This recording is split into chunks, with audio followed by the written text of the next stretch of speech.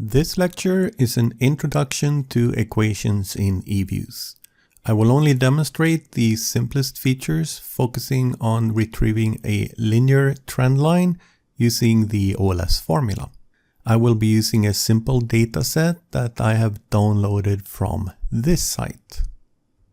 I have downloaded the Excel version, so let's drag it into Eviews.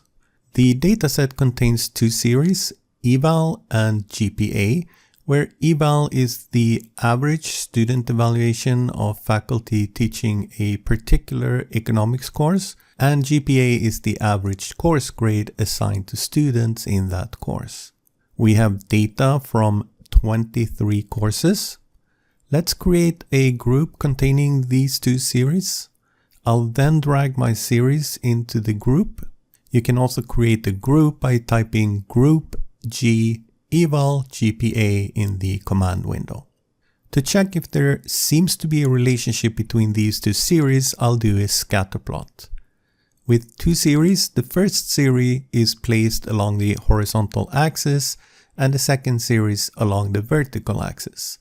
We want to investigate if a higher GPA tends to result in a better evaluation, so I want GPA on the x-axis and I need to reorder my series. Go to View, Group Members, and drag GPA above Eval. Then do View, Graph, Scatter, OK. You can also create a scatter diagram by typing scat GPA eval in the command window. As you can see, it does seem like there is a positive relationship. You can add a trend line by right-clicking, selecting Options, and in Fit Lines, select Regression Line and click OK. Next, let's find the linear trend line using the OLS formula. To do this, we need to create an equation object. The simplest way of creating an equation object is through a group. When we create an equation object from a group, the first series will be the dependent variable, that is the variable on the y-axis. So we need to move eval to the first position. Now we can create an equation object by clicking Proc Make Equation. You can also create an equation by right-clicking your work file, selecting New Object and Equation, or you can go to the main menu, select Quick and Estimate Equation. The advantage of going through the group is that you don't have to type the equation specification. When you create an equation through the menu system, you work with a window with two folders, the first one for your specification and the second one for options. The exact layout of these two folders depends on which estimation method you select. As you can see, if I pick another method, the specification window will change. In this lecture, I will only look at the least squares method, which is the method used to find a linear trend line. First, we have the equation specification. When you create an equation from a group, this is filled out automatically. It begins with the name of the dependent variable, the variable on the y-axis, followed by a space, followed by the name of the explanatory variable, the variable on the x-axis, followed by a space and the letter C, representing the intercept.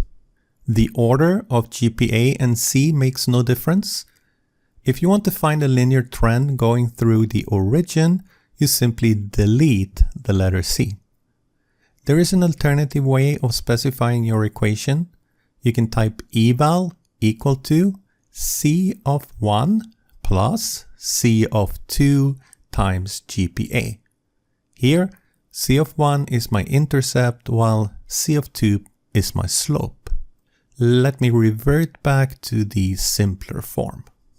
If you want to use a sample different from the default sample of your page, then you change the content of the sample box. You can enter a sample or the name of a sample object. I will not cover the options in this lecture. Click OK and the regression results are displayed. If you want to keep this equation, then you need to name it. Click Name and give your equation a name. You can see that a new object has been created in your work file. You can also create the regression from the command window. Type ls, short for least squares, followed by the dependent variable eval, intercept c, and the explanatory variable GPA. This creates an untitled equation.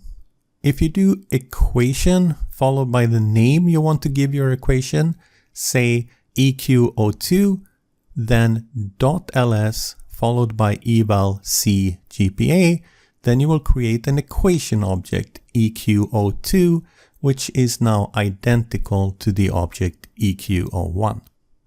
Let's investigate the equation object a little bit more. We have different views. Representations display basic information about your equation. Estimation output displays more information about your estimated equation, and we will return to this soon. You have a bunch of other options in the view menu, which we'll dig deeper into in later lectures. In proc, you have the option specify estimate, which takes you back to the equation estimation window, allowing you to quickly change any aspect of your equation.